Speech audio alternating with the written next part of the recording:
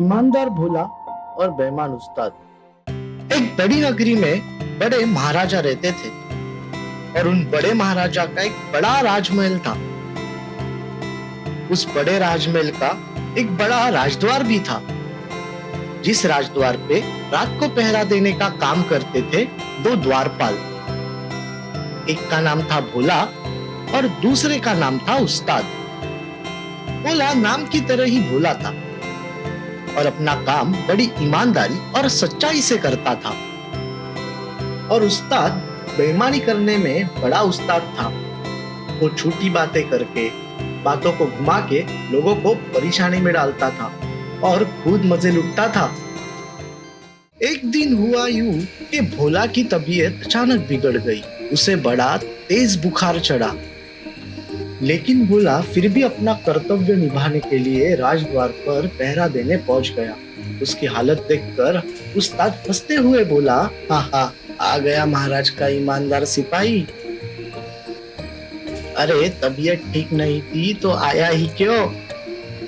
तो भोला ने कहा, अगर मैं नहीं आता तो मेरा काम किसी और को करना पड़ता और मैं मेरी वजह से किसी और को तकलीफ नहीं देना चाहता। उस्ताद फिर से हंसा और बोला, भोला तू तो सच में बड़ा भोला है रे। कुछ घंटे बीत गए। भोला पूरी तरह से थक चुका था। उस्ताद ने उसे कहा, तुम चाहो तो कुछ देर बैठ जाओ, अगर कोई आए तो मैं तुम्हें आगाह कर दूंगा, फिर तुम खड़े हो जाना।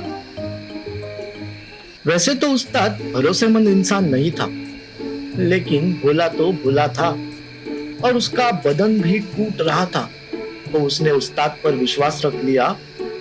उसे धन्यवाद कहा और नीचे बैठ गया। भोला को बैठकर बड़ा आराम मिला। इतना आराम मिला कि उसकी पलकें भारी हो गई और उसे गहरी नींद आ गई।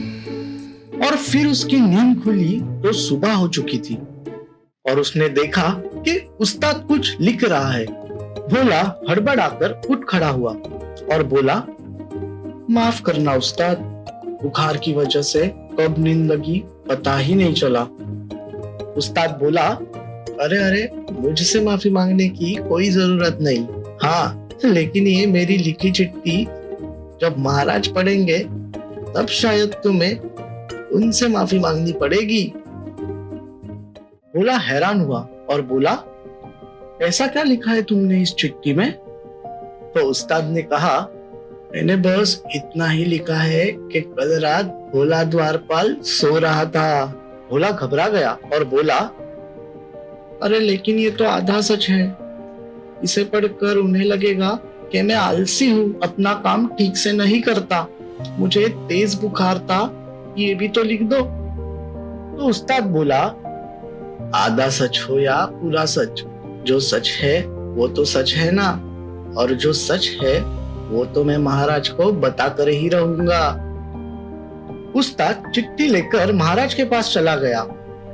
महाराज नाराज हुए और उन्होंने भोला की 1 महीने की तनख्वाह काट दी। भोला की आंखों में आंसू आ गए, लेकिन कुछ ही पलों में ये आंसू अंगारों में बदल गए और भोला ने अपने मन में ठान ली कि इस बात का बदला वो लेकर रहेगा। 1 हफ्ते बाद शाम को भोला पहरा देने राजद्वार पे पहुंचा। उसके चेहरे पे एक बड़ी सी मुस्कान थी। उस्ताद ने उसे मुस्कुराते हुए देखा और बोला, क्यों भोला, आज बड़े खुश नजर आ रहे हो, कोई खास बात? लेकिन भोला ने कुछ नहीं कहा, तो बस उस्ताद को देखकर मुस्कुराता रहा, सारी रात मुस्कुराता रहा। उस्ताद पूरी रात सोचता रह गया, पर भोला की मुस्कान कम नहीं हुई।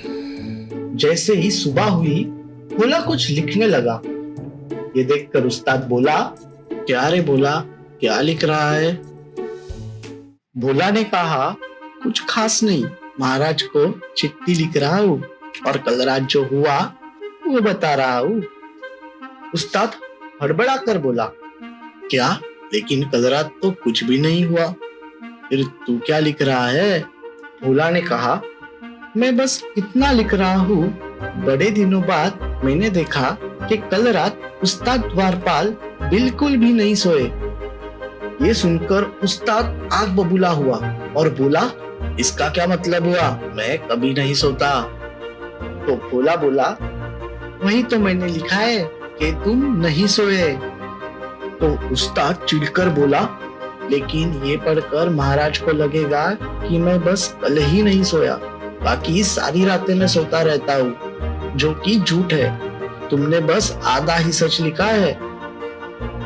तो भोला मुस्कुराते हुए बोला, आधा सच हो या पूरा सच, जो सच है वो तो सच ही है ना, और जो सच है वो तो मैं महाराज को बताकर ही रहूंगा। ये सुनकर उस्ताद के होश उड़ गए। उसे पता चल चुका था कि भोला वही खेल खेल रहा है जो कभी उसने भोला के साथ खेला था।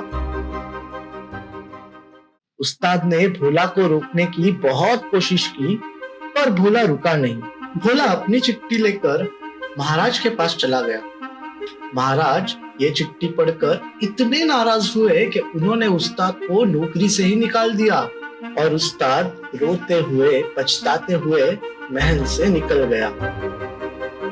तो दोस्तों, इससे हमें सीख मिलती है, जैसी करनी वैसी भरनी।